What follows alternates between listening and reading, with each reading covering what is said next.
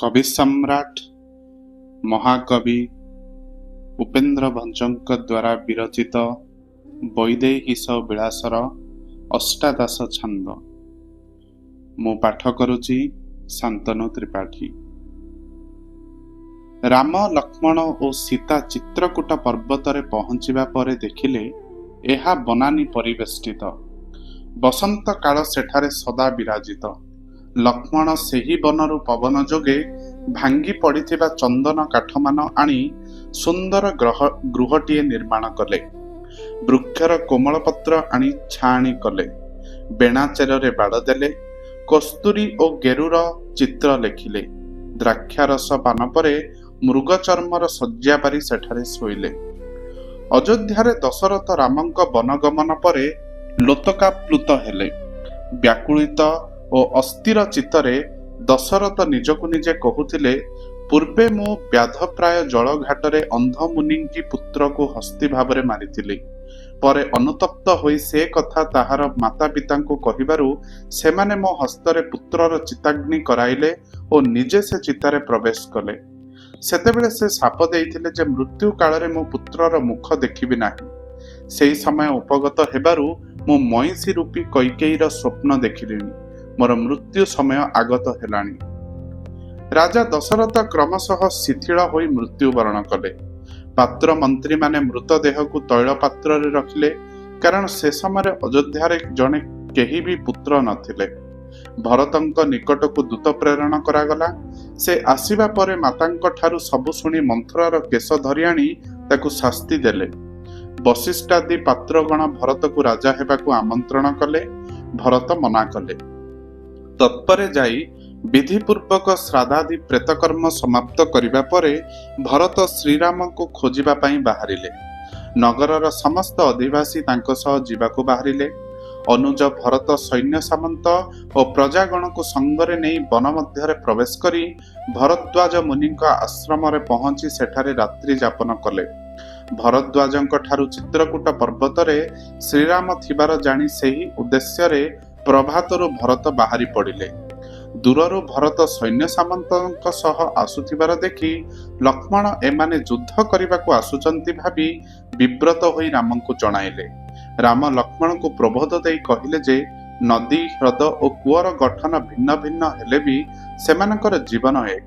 ଏହିପରି ଏଇ ଆମ ଚାରି ଭାଇଙ୍କର ପ୍ରକାଶ ଅଲଗା ହେଲେ ବି ସମସ୍ତଙ୍କର ଜୀବନ ଏକ। ଏଣୁ ଲକ୍ଷ୍ମଣଙ୍କୁ ଧୈର୍ଯ୍ୟ ଧରିବାକୁ କହିଲେ। ଏହି ସମୟରେ ଭରତ ଆସି ଗରୁଡ଼ ଭଳି କରଯୋଡ଼ି ପ୍ରଣାମ ଜଣାଇଲେ। ଭୂମିରେ ହୋଇ ସାଷ୍ଟାଙ୍ଗ ପ୍ରଣିପାତ କଲେ। ରାମଚନ୍ଦ୍ର ସ୍ନେହର ସହ ଭରତଙ୍କୁ ନିଜ କୋଳକୁ ତୋଳି ନେଲେ। ତତ୍ପରେ ପ୍ରଜାଗଣ, ମାତାମାନେ ଓ ବଶିଷ୍ଠ, କୈଶ୍ୟପ, ଜାବାଳି, ବାମଦେବ ଓ ଗୁରୁମାନେ ରାମ ଲକ୍ଷ୍ମଣଙ୍କୁ ପାଇ ଆନନ୍ଦରେ ସେମାନଙ୍କୁ ବେଢ଼ି ଗଲେ। ଅଯୋଧ୍ୟାକୁ ଫେରିଯିବା ପାଇଁ ଭରତ ରାମଙ୍କର ପାଦ ଧରି ଅନୁନୟ କଲେ। ରାମଚନ୍ଦ୍ର କହିଲେ, ତୁମେମାନେ ସମସ୍ତେ ପଣ୍ଡିତ ହୋଇ ମୋର ପିତୃ ସତ୍ୟକୁ ଅନ୍ୟଥା କରିବାକୁ ଆସିଛ। ଯେଉଁ ପୁତ୍ର ପିତାର ସତ୍ୟ ନ ପାଳେ ସେ ପୁତ୍ର ପଦବାଚ୍ୟ ନୁହେଁ। ରାମ ଅଯୋଧ୍ୟା ପ୍ରତ୍ୟାବର୍ତ୍ତନକୁ ଆଗ୍ରହୀ କରିବାରୁ ଭରତ କୁଶଶଯ୍ୟାରେ ଅନଶନ କଲେ। ସେ ସମୟରେ ଆକାଶରୁ ଦୈବୀବାଣୀ ହେଲା, ହେ ଭରତ, ତୋର ମାତା ପୃଥିବୀର ରକ୍ଷାକାରିଣୀ ଅଟେ। ତାକୁ ବିନା ଦୋଷରେ ଦୋଷଯୁକ୍ତ କର ନାହିଁ। ରାମ କହିଲେ, ତୁମେ ଏପରି ଅନଶନ ବ୍ରତ କରି ନାଶ ହେଲେ ସୂର୍ଯ୍ୟବଂଶ ବୁଡ଼ିଯିବ। ଏହା କହି ସେ ଭରତକୁ ବୁଝାଇଲେ। ଅଯୋଧ୍ୟା ଫେରିଯିବାକୁ ରାମଙ୍କର କଥା ମାନି କୁଶଶଯ୍ୟାରୁ ଉଠି ଭରତ ଯତିବେଶ ଧାରଣ କରି ଅଯୋଧ୍ୟାକୁ ଫେରିଲେ। ରାମଙ୍କ କଠାଉ ନେଇ ରାଜସିଂହାସନରେ ବସାଇ ବନ୍ଦନା କଲେ ଓ ତାଙ୍କର ଦାସ ଭାବରେ ନନ୍ଦୀଗ୍ରାମ ଠାରେ ପୁର ନିର୍ମାଣ କରି ରହିଲେ। ଭରତ ବାହୁଡ଼ି ଯିବା ପରେ ରାମ ପିତାଙ୍କର ମୃତ୍ୟୁ ସମ୍ବାଦ ପାଇଁ ମକାଇ ରୋଦନ କଲେ। ପ୍ରେତକ୍ରିୟାମାନ ସମାପ୍ତ କରି ବନବିହାରୀ ହେଲେ। ଊନବିଂଶ ଛାନ୍ଦ ପ୍ରକୃତି ଚିତ୍ରଣ। ଭଞ୍ଜ ଏ ଛାନ୍ଦମାଳା ଯମକର ଆରମ୍ଭ କରିଛନ୍ତି। ବିଚାର ଏ ମାଳ ଯମକରେ କବିମାନେ। ବୁଲେ ରାମ ରାମ ରାମ ନେତ୍ରୀ ଘେନିବନେ। ବୃହତ୍ତାନୁ ଭାନୁ ଭାନୁ ପ୍ରଭାତାପ ନାହିଁ। ବୃତ ତମାଳ ମାଳ ମାଳତୀ ଲତା ଜହିଁ। ବହଇ ନିର୍ଝର ଝର ଝର ଅବିରତ। ବିଶେଷ ତରଙ୍ଗ ରଙ୍ଗ ରଙ୍ଗିଣୀ ଶୋଭିତ। ବହି ଚନ୍ଦ୍ର ଚନ୍ଦ୍ର ଚନ୍ଦ୍ର ଶୀତଳକୁ ବାତ। ବହେ ମନ୍ଦ ମନ୍ଦ ମନ୍ଦ ସୁତ କରେ ରତ। ମାଳ ଯମକରେ କବି ପ୍ରକୃତିର ଅନବଦ୍ୟ ବର୍ଣ୍ଣନା କରିଛନ୍ତି ଏହି ଛାନ୍ଦରେ। ରାମଚନ୍ଦ୍ର ସୀତାଙ୍କୁ କହୁଛନ୍ତି, ଦେଖ ଚିତ୍ରକୂଟ ପର୍ବତ ଗିରିମଲ୍ଲିକାରେ ମଣ୍ଡିତ ମାଧବୀ ଓ ଯୁଥିକା ଲତା ପ୍ରସ୍ଫୁଟିତ କୁସୁମରେ ଭୂଷିତ ହୋଇଅଛନ୍ତି। ବଣିବାୟା ଚଢ଼େଇ ଦଳ ଦଳ ହୋଇ ବୁଲୁଛନ୍ତି। ଶୁକ ପକ୍ଷୀର ଗାନ, କସ୍ତୁରୀ ମୃଗର ବାସନା ମନକୁ ଉତ୍ଫୁଲ୍ଲିତ କରୁଛି। ବଗମାନେ ଥୁଣ୍ଟା ଗଛରେ ବସି ତାକୁ ଶୁଭ୍ର ବର୍ଣ୍ଣରେ ରଞ୍ଜିତ କରୁଛନ୍ତି। ମାଳ ଜମକରୁ ସର୍ବଜମକରେ ସଂଳାପର ବଖାଣି ରାମ କୁହନ୍ତି, ବୈଦେହୀ ସୁମନା ସୁମନାଏ ସୁରଭି, ବୈଦେହୀ ସୁମନା ସୁମନାଏ ସୁରଭି, ବିଦ୍ୟ ଲୋକରେ ପ୍ରିୟକ ମାଧବୀ ସଂଘାତ, ବିଦ୍ୟ ଲୋକରେ ପ୍ରିୟକ ମାଧବୀ ସଂଘାତ। ଗୋ ବୈଦେହୀ, ଗୋ ମନୋରମେ, ଗୋ ସୀତେ, ଗୋ ଧୀରେ। ଦେଖ ଏ ବନରେ ମାଳତୀ ପୁଷ୍ପ, ଚମ୍ପା ପୁଷ୍ପ, ପିପଳି ବୃକ୍ଷ, ଲବଙ୍ଗ ବୃକ୍ଷ, ଜାଇଫଳ ବୃକ୍ଷମାନ କେଡ଼େ ସୁନ୍ଦର ଦିଶୁଅଛି। ହେ ଚମ୍ପକ ବର୍ଣ୍ଣା, ଦେଖ ଏ ଧାର୍ମିକ ଲୋକଙ୍କର ପ୍ରିୟ ତୁଳସୀ ବନ କଦମ୍ବ ବୃକ୍ଷ ମାଧବୀ ଲତା ସମୂହରେ ପରିବେଷ୍ଟିତ ହୋଇଅଛି। ପୁଣି ନାଗେଶ୍ୱର ସୁନାରୀ କିଙ୍କୁଣ ଓ ଚମ୍ପା ବୃକ୍ଷରେ ମଧ୍ୟ ଶୋଭା ବିସ୍ତାର କରିଅଛି। ଅଷ୍ଟାଦଶ ପଦରେ ଗୋମୂତ୍ର ଛନ୍ଦରେ ମୃଗୀ ଓ ମୃଗମାନେ କିପରି ସୁରତରେ ରତ ହୋଇ କ୍ରୀଡ଼ା କରୁଛନ୍ତି ତାର ବର୍ଣ୍ଣନା କରିଛନ୍ତି। ବିଂଶତି ପଦରେ ରାମ ଅନ୍ତର୍ଲିପିରେ ସୀତାଙ୍କୁ ପଚାରିଛନ୍ତି, ମୀନମାନଙ୍କ ବିହାର ସ୍ଥାନ କିଏ? ଜାୟସ ଦ୍ୱାରା କିଏ ପ୍ରତିପାଳିତ ହୁଏ? ରାତ୍ର ପ୍ରକାଶ ହୁଅନ୍ତେ ପକ୍ଷୀ ସମୂହ କଣ କରନ୍ତି? ମହାଦେବଙ୍କ ନେତ୍ରାନଳରେ କିଏ ଜଳିଗଲା? ସବୁ ସମୟରେ ବିଷ୍ଣୁଙ୍କ କୋଳରେ କିଏ ଶୋଭା ପାଆନ୍ତି? ସଂସାରର ପରର ଉପକାର କିଏ କରୁଛି? ଏହି ପ୍ରାୟ 25 ପଦ ପର୍ଯ୍ୟନ୍ତ ରାମଙ୍କ ପ୍ରଶ୍ନର ଉତ୍ତର ହେଲା, ବନ ପିକ ଋତମାର ରମା ତିରୁ କପି ନବ। ଏଥର ରାମଚନ୍ଦ୍ର ପୁଣି ବହିର୍ଲିପିରେ ପ୍ରଶ୍ନ ପଚାରି ସୀତାଙ୍କର ଶାଣିତ ବୁଦ୍ଧିର ପରୀକ୍ଷା କରିଛନ୍ତି। ଏହି ଛାନ୍ଦରେ ମାଳଜମକ, ସର୍ବଜମକ, ଗୋମୂତ୍ର ଛନ୍ଦ, ଅନ୍ତର୍ଲିପି, ବହିର୍ଲିପି ଲୋମ ବିଲୋମର ଆଳଙ୍କାରିତା ସ୍ଥାନ ପାଇଛି। ଲୋମ ବିଲୋମରେ ଭଞ୍ଜ କହନ୍ତି, ବରଦ ବିରାସ ନନ୍ଦ ସାର ବିଦରଦ ବଧମାନ ଜରତ ତରଜନ ମାଧବ। ପ୍ରତ୍ୟେକ ପଦକୁ ମୂଳରୁ ଶେଷକୁ ପାଠ କଲେ ଯାହା, ଶେଷରୁ ମୂଳକୁ ପାଠ କଲେ ତାହା। ସୀତା ବନ ବିହାର ସାରି ପର୍ଣ୍ଣ କୁଟୀରରେ ପହଞ୍ଚିଲେ। ସେଠାରେ ମାଂସ ଶୁଖା ଯାଇଥିଲା। କାକ ଆହାର ଲୋଭରେ ମାଂସକୁ ଝାମ୍ପନ୍ତେ ସୀତା ନିବାରଣ କରିବାକୁ ଧାଇଁଗଲେ। ଏହି ସମୟରେ ସୀତାଙ୍କର ଦେହରୁ ଲୁଗା ଖସିଗଲା। କାକ ପକ୍ଷୀର ପାଦ ଓ ଥଣ୍ଟ ଆଘାତରେ ସୀତାଙ୍କର ଓଷ୍ଠ ଓ ସ୍ତନ ଆଘାତ ପ୍ରାପ୍ତ ହେଲା। ବୀର ରାମଚନ୍ଦ୍ର କାଇଁସିକା ସର ମାରି ଶୂନ୍ୟରେ ଥିବା ଅସଂଖ୍ୟ କାକଙ୍କର ନେତ୍ର ଉପାଡ଼ି ଦେଲେ। କାକମାନେ ଅନୁମୟ କରି ସୀତାଙ୍କ ଆଗରେ ଗଡ଼ିଲେ। ତାହା ଦେଖି ସୀତା ପ୍ରାର୍ଥନା କଲେ, ଏ ପକ୍ଷୀମାନଙ୍କୁ ତ୍ରାଣ କର, ଏମାନଙ୍କୁ ଚକ୍ଷୁ ପ୍ରଦାନ କର। ରାମ କହିଲେ ଯେ ତୁମ ଓଠ ଓ ବକ୍ଷୋଜରେ ଏ କ୍ଷତି ଚିହ୍ନ ମତେ ବାରମ୍ବାର ଦୁଃଖ ଦେବ। ତଥାପି ରାମଚନ୍ଦ୍ର ଦୟା ପରବଶ ହୋଇ କେବଳ ମାତ୍ର ବକ୍ର ଚିହ୍ନ ରଖି କାକମାନଙ୍କୁ ନେତ୍ରଦାନ କଲେ। କାକମାନେ ନେତ୍ର ପାଇଲେ, ମାତ୍ର ଟେରା ହେଲେ। ସ୍ତ୍ରୀର ଆନୁଗତ୍ୟ ସ୍ୱୀକାର କରି ଦୀନବନ୍ଧୁ ରାମଚନ୍ଦ୍ର ପ୍ରିୟାଙ୍କୁ ସଙ୍ଗରେ ଘେନି ଆନନ୍ଦରେ କାଳାତିପାତ କଲେ। ରସିକ ପ୍ରବର ଭଞ୍ଜ ରାମ ସୀତାଙ୍କୁ ଧ୍ୟାନ କରି 40 ପଦରେ ଏ ଛାନ୍ଦ ଶେଷ କଲେ। ବିଂଶ ଛାନ୍ଦ ଚିତ୍ରକୂଟ କେଳି। ଭଞ୍ଜ ସୀତାଙ୍କୁ ଜଣେ ସାଧାରଣ ନାରୀ ଭାବେ ଚିତ୍ରଣ କରି ତାଙ୍କ ମନର ଉଦ୍ବେଳନ ଓ ଦୁଃଖକୁ ଏଠାରେ ପ୍ରକାଶ କରିବା ସଙ୍ଗେ ସଙ୍ଗେ ଶ୍ରୀରାମଙ୍କୁ ଜଣେ ସକାରାତ୍ମକ ଚିନ୍ତାର ଆଦର୍ଶ ପୁରୁଷ ଭାବେ ଉପସ୍ଥାପନ କୁହନ୍ତି, ବୋଇଲେ ସୀତା ସୀତାଂଶୁ ମୁଖୀ ଏକ ଦିନେ ଅତି ଦିନେ ହୋଇ, ବିହିଲା ବନବାସ ବାସରେ ନୃପତି ହେବାର ଯାଇ, ବିଳସାଇ ଯଥା ଅଳକା ତେଜାଇ ଈଶ୍ୱରଙ୍କୁ ସମସାନେ, ବିଷ୍ଣୁଙ୍କୁ ରତନ ପଲଙ୍କ ଛଡ଼ାଇ ଜଡ଼ାଇ ସର୍ପଶୟନେ। ଦିନେ ଚନ୍ଦ୍ରମୁଖୀ ସୀତା ଅତି ଦୁଃଖରେ କହିଲେ, ରାତ୍ରି ପାହିଲେ ରାଜା ହେବାର କଥା, ମାତ୍ର ବିଧାତା ଯେପରି ଶିବଙ୍କୁ ଅଳକା ଭୁବନ ଛଡ଼ାଇ ଶ୍ମଶାନରେ ବୁଲାଇଲା, ବିଷ୍ଣୁଙ୍କୁ ରତ୍ନ ପଲଙ୍କ ଛଡ଼ାଇ ସର୍ପଶୟନରେ ଶୁଆଇଲା, ସେହିପରି ଅଭିଷେକ ଦିବସରେ ରାଜସୁଖ ଛଡ଼ାଇ ଆମର ବନବାସ ବିଧାନ କଲା। ସେ ଅନୁଚିତ ବିଧାନକୁ ଏଡ଼ାଇ ଯେ ନପାରେ, ସେ କାହିଁକି ବିଧି ନାମ ବହିଛି। ଏହା ଶୁଣି ରାମଚନ୍ଦ୍ର ଅତି ଆଦରରେ ସୀତାଙ୍କ ମନକୁ ରସାଇ କହିଲେ, ବିଧାତା ଠିକ୍ କାର୍ଯ୍ୟ କରିଛନ୍ତି। ବିରଞ୍ଚିଙ୍କୁ ପାର୍ବତୀଙ୍କ ସଙ୍ଗତରେ ଏକାନ୍ତରେ କେଳି କରିବାର ସୁଯୋଗ ହେବା ପାଇଁ ବିଧି ସେମାନଙ୍କୁ ଶ୍ମଶାନରେ ବୁଲାଇଲେ। ଲକ୍ଷ୍ମୀଙ୍କ ସଙ୍ଗେ ଏକାନ୍ତରେ ବିହାରିବା ପାଇଁ ବିଷ୍ଣୁଙ୍କୁ ସାଗର ମଧ୍ୟରେ ସର୍ପଶୟନରେ ବିଧି ବିଳାସଇଲେ। ଏହି ବନ ନିର୍ଜନ ସ୍ଥାନ ବୋଲି विधाता तुमको मते एकांतरे समय बिताइबाकू पठाइछि।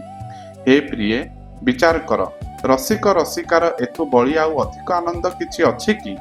इंद्र परा एकांत विहार करिबा पई स्वर्ग छाड़ी बसंत काल रे मलय पर्वत को आसंती। ब्रह्मा निजे ब्रह्मलोक छाड़ी विहार निमित्त गंधमार्दन पर्वत खोजी आसंती। प्रिये कुह, एठारे ऐश्वर्यर किछि उणा अछि कि?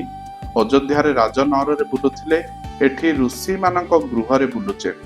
सेटारे चांदुआ तळे बसुथिले, एठी आकाश तळे चंद्र किरण रे बसुथाउ थाई। सेठी सखी परिवेष्टित होइथिले, एठी वृक्षलता छड़े आदि परिवेष्टित होइछे। सेठी अटालिका उपरे जगती रे बुलुथिले, एठी मही रे बुलुछे। सेठारे कांथ मानकरे लिखित होइथिबा चित्र सब देखुथिले, एठी भाल पट्टरे लेखा तिलक को परस्पर देखुचे। सेठारे सज्जारे कर्पूर चूर्ण बिछा जाइथिला, एठारे मध्य रजनीकर अर्थात धूली समूह बिछा जाइछि। सेठारे उत्तम कवि मानक कविता शुणुथिले, एठे सुख पक्षीर गान शुणुअछे। एहिपरि एक तुलात्मक किंतु सकारात्मक चिंतार वर्णना रामंक मुखरे भंज करछंती। राम रसिकता करी चाटुवाक्य कही सीतांक मानभंजन कले और तांको सहित प्रेमालाप करी तांको उच्चाट करी कहिले, तू अनुग्रह न कले मो अवस्था कौन हब? विभु तू मु दास एही रूपे एका होइथिबु अनुग्रही। तू सेव्य मु सेवक, एही अनुग्रह सबुदिने ताहु। एहा सुनी बुद्धिमती सीता कहिले, बोइले सुमति ए सर्व सम्मति फुस प्रभु नारी दासी। बोलाई के ईश विचार मानस नघेनिब हेले दोषी। बेगे ओळगी सरागे एते कही उपजाई केते भाव। विवाह निर्वाहे केचरण छुए उत्तर कले राघव। सीता कहउचंती, यह सर्वसम्मत जे पुरुष प्रभु और नारी दासी अटे। मु दोषी हेले मु दोष मनरे धरिब नाही। एहा कही सीता स्नेहपूर्वक नाना भाव उपजाई रामंक चरण रे प्रणाम करी कहंते, राम कहउचंती, विवाह समय किए कार चरण छुए? विवाह समय पुरुष स्त्री पाद छुए। एणु पुरुष सेवक और स्त्री सेव्य। वास्तव में भंज्य संलाप संयोजन मनज्ञ होई उठिछि काव्य नाटक वैदेहीश विलास। एहापरे राम सीतांक रूप गुणर प्रशंसा करी चाटुवाक्य सह रसिकता प्रदर्शन कले। श्रीरामंक विनय वचन शुणी सीता मध्य रामंकर प्रशंसा करने पछाई नाहांती। एहिपरि अनुरागमय वातावरण रे राति प्रवेश हुंते दुहे सुरती रे माती आनंद विभोर हेले। बंज एइठारे 20 पदरे चित्रकूट केली शेष कले। 21 छंद दंडकारण्य ऋषि मानक भावांतर। चित्रकूट पर्वत रे थिबा ऋषि माने रामंको चिन्हि न पारि भୟରେ सेही पर्वत त्याग करी अन्यत्र जिबाकू बाहारिबारु राम सीता लक्ष्मण सेमानंकु चित्रकूट न छाड़िबाकू परामर्श देई से स्थान परित्याग कले। एहापरे सेमाने दंडकारण्य रे प्रवेश कले। सेठारे से विराध नामक असुर को भेटिले। से एक शूଳରେ भिन्न भिन्न पशु मानंकु गुंथि तहिरु बोही पडुथिबा रक्तपान पी जाउथिला। से विराध सेमानंक आड़कू माड़ी आसिबारु राम लक्ष्मण ताकू बद्ध कले। राक्षसर धस्ताधस्ती रे एक क्रोश व्यापी गर्त होई जिबारु ताहा विराध खात नाम रे प्रसिद्धि पाइला। एहापरे राम लक्ष्मणक तेज देखि सीतांकर नुपुरर ऋणुझुणु शब्द शुणी मृग माने बस होई आसी निर्भय चित्तरे स्थिर होई पाखरे ठिया हेले। जेउ रामचंद्र एबे श्रीक्षेत्र रे समुद्र तटरे दारु ब्रह्म रूपे वास करुचंती, सेही रामचंद्र से समय नाना तीर्थमान भ्रमण कले। सेमाने सरस्वती नदी तीरे एकत्र पहुंचिले। परे कावेरी नदीर जल सीता तांको कबरी खेलित कले। सीतांकु नहीं रामचंद्र पुणी नर्मदा नदी रे क्रीड़ा कले। तत्परे बाहुदा और जमुना नदी आदि स्नान कले। तत्परे रेबा और काशी समीपस्थ गंगा नदी रे स्नान परे महानदी कूल को मध्य आसिले। एहा परे बेत्रवण, ब्राह्मी, कृष्णावेणी और परे फल्गु नदी को दर्शन कले। फल्गु नदी रे पिंडदान कले। दशरथ सीतांक हाथरु पिंड ग्रहण कले, किंतु रामंक हाथरु नेले नाही। राम यार कारण फल्गु नदी को पचारिबारु सेही नदी किछि उत्तर देला नाही। रामचंद्र फल्गु को अभिशाप दे निर्जला करिदेले। फल्गु विनय प्रकाश करते राम कहिले जे तो बाली को विदारण कले जल मिलिबो। एहा परे रामचंद्र सीता और लक्ष्मणक सह जाई चंद्रभागा निकटरे पहुंची बालुकारे शिव निर्माण करी पूजा कले। ତତ୍ପରେ ଋଷିକୁଲ୍ୟା ନଦୀ ତଟରେ ପହଞ୍ଚିଲେ। ସେଠାରୁ ଆଗକୁ ଯାଉ ଯାଉ ସେମାନେ ଅତ୍ରି ମୁନିଙ୍କ ଆଶ୍ରମରେ ପହଞ୍ଚିଲେ। ଋଷି ସେମାନଙ୍କୁ କଲ୍ୟାଣ କଲେ। ସୀତା ଅତ୍ରି ଋଷିଙ୍କ ପତ୍ନୀ ଅନସୂୟାଙ୍କ ପଦବନ୍ଦନା କଲେ। ଅନସୂୟା ସୀତାଙ୍କୁ ଖୁବ୍ ସୁନ୍ଦର ଦୀପ୍ତିମାନ ଅମ୍ଳାନ ଶାଢ଼ୀଟିଏ ଦେଇ କହିଲେ, ବନରେ ତ ଧୋବା ନାହାନ୍ତି, ଯେବେ ଏହା ମଇଳା ହେବ ତେବେ ଏହାକୁ ଅଗ୍ନିରେ ଧୌତ କରିବେ, ଅଗ୍ନିରେ ଏହାର ମଳିନତା ଦୂର ହେବ। ରାମ ଲକ୍ଷ୍ମଣ ସୀତା ଏହିପରି ଦଣ୍ଡକାରଣ୍ୟରେ ବୁଲୁଥିବା ସମୟରେ ଅସଂଖ୍ୟ ଋଷିମାନେ ଆସି ସେମାନଙ୍କୁ ଦର୍ଶନ କରି ଅଭିଭୂତ ହେଲେ। ଶ୍ରୀରାମଙ୍କୁ ଦେଖି କୋଟିଏ କନ୍ଦର୍ପ ଏକ ସଙ୍ଗେ ଦେହ ବହି ଅଛନ୍ତି ବୋଲି ଭାବିଲେ। କୋଟି କନ୍ଦର୍ପର ରୂପ ମଧ୍ୟ ତୁଳନୀୟ ନୁହେଁ ବୋଲି ମନେ କଲେ। ପୂର୍ବେ କି ତପ କରିଥିଲା କେଜାଣି ଏ ସ୍ତ୍ରୀ ତାଙ୍କୁ ପତି ରୂପେ ପାଇଛି। ସେମାନେ ଭାବିଲେ, ଯଦି ବିଧାତା ସେମାନଙ୍କୁ ନାରୀ କରିଥାନ୍ତା ଓ ଏହି କୋଦଣ୍ଡଧାରୀ ତାଙ୍କର ବର ହୋଇଥାନ୍ତେ, ତେବେ ବ୍ରହ୍ମ ପଦବୀ ଆମର ଆଉ କି ଲୋଡ଼ା। ସେମାନେ ଭ୍ରମବଶତଃ ନାରୀ ବେଶ ଧାରଣ କରିବା ପାଇଁ ମନ ବଳାଇଲେ। ଶରୀର ତାଙ୍କର ରୋମାଞ୍ଚିତ ହେଲା। ସେମାନେ ବେପଥୁ ଭାବ ନେଇ ବୃକ୍ଷକୁ ଆଉଜି ଠିଆ ହେଲେ। ସେମାନେ ଭ୍ରମରେ ସଖାଙ୍କୁ ସଖୀ ବୋଲି ସମ୍ବୋଧନ କଲେ। ହାତରେ ଥିବା ଲାଉ ତୁମ୍ବିକୁ ଛାତିରେ ରଖି ନିଜର ସ୍ତନ ବୋଲି ଭାବି ଖୁସି ହେଲେ। ଜଟାକୁ ଖୋଲି ପିଠିକି ପକାଇଲେ ଓ ବେଣୀ ଭାବି ତହିଁରେ ନାନା ପ୍ରକାର ଫୁଲ ଖୁସିଲେ। ବିଧାତା ଆମ୍ଭକୁ କରନ୍ତା ନାରୀ ବର ହୁଏନ୍ତେ ଏ କୋଦଣ୍ଡଧାରୀ, ବ୍ରହ୍ମ ପଦବୀ ପାଇ ହେବ କିସ ବହିବାକି କରି କାମିନୀ ବେଶ, ବିଚାରୁ ପୁଲକିତ ଶରୀରେ ବେପଥୁ ଜନ୍ମି ଆଉଜି ବୃକ୍ଷରେ, ବିଭ୍ରମ ଉପୁଜି ଗଲା ମାନସ ବୋଇଲେ ସଖାଙ୍କୁ ସଖୀକୁ ଆସ, ବହିବା ତୁମ୍ବିକୁ ଉରରେ ରଖି ବକ୍ଷରୁହ ହେଲା ଭାବରେ ସୁଖୀ, ବେଣୀ ଏ ଭାବି ଜଟା ଲମ୍ବାଇ ବିବିଧ କୁସୁମ ମଣ୍ଡିଲେ ନେଇ। ରାମ ଋଷିମାନଙ୍କର ଏପରି ଭାବାନ୍ତର ଦେଖି ସେମାନଙ୍କ ପାଖକୁ ଯାଇ ବର ପ୍ରଦାନ କଲେ। ହେ ମୁନିଗଣ, ଦ୍ୱାପର ଯୁଗରେ ତୁମ୍ଭେମାନେ ଗୋପୀ ହୋଇ ଜନ୍ମ ହେବ।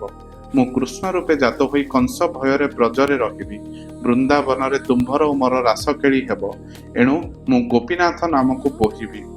ଏ ଅବତାରରେ ସୀତା ମୋର ଏକମାତ୍ର ପ୍ରିୟା। ବୃନ୍ଦାବନରେ ହେବ ରାମ କେଳି, ବଲ୍ଲଭୀ ଏକ ଏ ଦେହେ ସୈଖେଇ। ଉପେନ୍ଦ୍ର 32 ପଦରେ ଏହି ଛାନ୍ଦ ଶେଷ କରିଛନ୍ତି। ଦ୍ୱାବିଂଶ ଛାନ୍ଦ ଅଗସ୍ତୀ ଓ ଲୋପାମୁଦ୍ରାଙ୍କ ସହ ଭେଟ। ଶ୍ରୀରାମ ଯାଉ ଯାଉ ଅଗସ୍ତୀ ଋଷି ରହୁଥିବା ବନରେ ପ୍ରବେଶ କଲେ। ସେ ବନରେ ପଶୁପକ୍ଷୀମାନେ ହିଂସା ରହିତ ହୋଇ ଆନନ୍ଦରେ ବସବାସ କରୁଥିବାର ଦେଖିଲେ। ଅଗସ୍ତୀ ଋଷିଙ୍କର ଶିଷ୍ୟମାନେ ସୀତାଙ୍କ ରୂପରେ ଚକିତ ହୋଇ ତାଙ୍କୁ ସଚୀ ବୋଲି ଜ୍ଞାନ କଲେ ଓ ରାମ ଲକ୍ଷ୍ମଣଙ୍କୁ ବିଦ୍ୟାଧର ବୋଲି ଭାବିଲେ। ଏହି ସମୟରେ ଅଗସ୍ତୀ ଋଷିଙ୍କ ପୁତ୍ର ତ୍ରିକାଳଜ୍ଞ ସୁଦକ୍ଷିଣ ସେଠାରେ ପହଞ୍ଚି ଶିଷ୍ୟମାନଙ୍କୁ କହିଲେ ଯେ ଏ ହେଉଛନ୍ତି ସୀତା, ସଚୀ ଏହାଙ୍କ ସହ ତୁଳନୀୟ ନୁହେଁ। ତାଙ୍କ ସହିତ ଥିବା ଦୁଇ ଭାଇ ରାମ ଓ ଲକ୍ଷ୍ମଣ, ଜଣେ ବର ଆଉ ଜଣେ ଦେବର। ଏମାନେ ବିଦ୍ୟାଧର ନୁହନ୍ତି। ରାମ ଲକ୍ଷ୍ମଣ ସୀତା ଏହି ସମୟରେ ଆଶ୍ରମରେ ପ୍ରବେଶ କରି ସମୁଦ୍ରକୁ ଚଳୁ ପାତ୍ର କରି ପାନ କରିଥିବା ଅଗସ୍ତୀଙ୍କୁ ଭେଟିଲେ। ସମୁଦ୍ରକୁ ଚଳୁ ରୂପେ ପାନ କରିଥିବାରୁ ତାଙ୍କୁ ବାରିଧି ଚଳୁକ କୁହାଯାଏ। ଋଷି ରାମ ଲକ୍ଷ୍ମଣଙ୍କୁ ଆସନରେ ବସାଇଲେ। ସତୀ ଅଗସ୍ତୀ ଋଷିଙ୍କ ପତ୍ନୀ ବୈଦର୍ଭୀ ବା ଲୋପାମୁଦ୍ରାଙ୍କ ପାଖରେ ଉପବେଶନ କଲେ। ଲୋପାମୁଦ୍ରା ସୀତାଙ୍କ ସୌନ୍ଦର୍ଯ୍ୟରେ ବିଭୋର ହୋଇ ନିଜ ସୌନ୍ଦର୍ଯ୍ୟକୁ ଧିକ୍କାର କଲେ। ଅଗସ୍ତୀ ରାମଙ୍କୁ ବ୍ରହ୍ମଶର, ଧନୁ ଓ ବିଜୟ ତୁଣୀ ଦେଇ କହିଲେ, ହେ ରଘୁବୀର, ଏହି ଶର ଦ୍ୱାରା ରାବଣର ବିନାଶ କର। ଏ ଶରର ତେଜ ବାଡ଼ବାଗ୍ନିର ତେଜ ଠାରୁ ଅଧିକ ଓ ଏହା ଶରମାନଙ୍କ ମଧ୍ୟରେ ଶ୍ରେଷ୍ଠ ମଧ୍ୟ। ମହାଦେବ ତ୍ରିପୁରାସୁର ବଧ କରିବାକୁ ଏଶର ଅଜଗବ ଧନୁରେ ବସାନ୍ତେ ତାହା ଜଳିଗଲା। ତେଣୁ ଶିବ ତାହା ବ୍ରହ୍ମାଙ୍କୁ ଦେବାରୁ ବ୍ରହ୍ମା ତୁମକୁ ଦେବା ନିମିତ୍ତ ମୋ ପାଖରେ ରଖାଇଛନ୍ତି। ରାମଙ୍କ ମନରେ ସନ୍ଦେହ ଉପୁଜିପାରେ ଯେ ଯେଉଁ ଶର ମହାଦେବଙ୍କ ଧନକୁ ଜାଳି ଦେଇଛି ସେ ମୋ ଧନକୁ ମଧ୍ୟ ଜାଳି ନ ଦେବ କାହିଁକି? ଏ ପ୍ରଶ୍ନର ଉତ୍ତର ଦେଇ ଅଗସ୍ତୀ କହୁଛନ୍ତି, ବଜ୍ରାଗ୍ନି ମେଘରେ ଥାଇ ମେଘକୁ ଦହ୍ୟ କରିପାରେ ନାହିଁ। ସେହିପରି ଏ ଶର ଏ ଧନକୁ ପୋଡ଼ି ଦେଇ ନପାରେ। ଏ ବିଜୟ ତୁଣୀରୁ ଯେତେ ଶର ବାହାର କରି ବିନ୍ଧିଲେ ସୁଦ୍ଧା ତା ଶେଷ ହେବ ନାହିଁ। ବନମାନଙ୍କ ମଧ୍ୟରେ ପଞ୍ଚବଟୀ ବନ ଶ୍ରେଷ୍ଠ। ତୁମ୍ଭେ ଯାଇ ସେଠାରେ ଗୃହ କରି ରୁହ ବୋଲି ଅଗସ୍ତୀ କହିଲେ। ଏଣୁ ତାଙ୍କ ପରାମର୍ଶ କ୍ରମେ ରାମ ଲକ୍ଷ୍ମଣ ସୀତା ପଞ୍ଚବଟୀରେ ରହିଲେ। ସେଠାରେ ଗୋଦାବରୀ ନଦୀକୁ ଦେଖିଲେ। ପଞ୍ଚବଟୀରେ ପୂରି ରହିଥିବା ବୃକ୍ଷମାନେ ଗୋଟିଏ ଗୋଟିଏ ତରୁଣୀ ସ୍ତ୍ରୀ ପରି ପ୍ରତୀତ ହେଉଥିଲେ। ସେଠାକାର ଶୋଭା ବର୍ଣ୍ଣନା କରି ଉପେନ୍ଦ୍ର ଭଞ୍ଜ ନାରୀମାନଙ୍କୁ ପ୍ରକୃତିର ବୃକ୍ଷଲତା ଓ ପକ୍ଷୀମାନଙ୍କ ସହ ତୁଳନା କରିଛନ୍ତି। ସେହି ବନର ସୌନ୍ଦର୍ଯ୍ୟ ଦର୍ଶନ କରି ରାମ, ଲକ୍ଷ୍ମଣ, ସୀତା ସେଠାରେ ଆଶ୍ରମ ନିର୍ମାଣ କରି ରହିଲେ। ସେଠାରେ ବାସ କରୁଥିବା ଇନ୍ଦ୍ର ଦ୍ୱାରା ପ୍ରଶଂସିତ ଜଟାୟୁ ପକ୍ଷୀ ସୂର୍ଯ୍ୟବଂଶୀୟ ରାମଙ୍କ ସହିତ ପ୍ରୀତି କଲା ଏବଂ ସୀତାଙ୍କୁ ଜଗି ରହିବା ପାଇଁ ସମ୍ମତ ହେଲା। ଭଞ୍ଜ 82 ପଦରେ ଏ ଛନ୍ଦ ସମାପ୍ତ କଲେ। ଧନ୍ୟବାଦ।